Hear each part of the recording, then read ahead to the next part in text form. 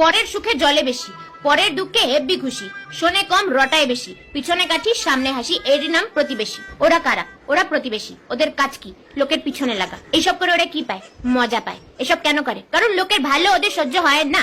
প্রতিবেশী কারা বলতো?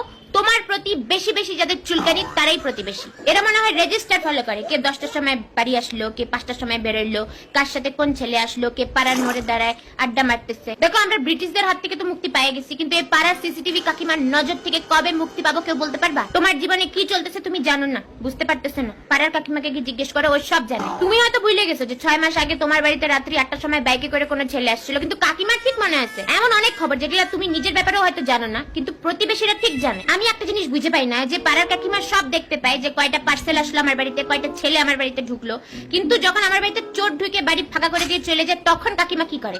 নাকি সর্ষের তেল দিয়ে ঘুমায় নাকি? এরা তোমার বাড়িতে কাঁচা লঙ্কা, রসুন, পেঁয়াজ, নুন, চিনি এগুলো নেওয়ার বাহানায় আসবে, আর পাড়ার গোষ্ঠীর ষষ্ঠী পূজা করে চলে যাবে। নিজে কাকিমা ঠিক ঘুরি বার করে দিব্যি ঘুরতেছে, কিন্তু তুমি একটু হাঁটু দেখানোর জামা পরলে ওনার পেছন জ্বলে যাবে। শোনো, কুচুইটা প্রতিবেশীর লক্ষণ কি কি কি করে বুঝবা? এরা হাতা কাটা ম্যাক্সি পরবে, উপরে একটা ওড়না নিবে, তারপর এমন একটা ভাব দেখাবে যে বাড়িতে বিশাল কাজ, কিন্তু তারপরও 2-3 ঘন্টা আরামসে গেজা যাবে। আমরা খুশি না থাকলেও চলবে, কিন্তু সমাজ, পাড়া, প্রতিবেশী এরা খুশি থাকলেই হইল।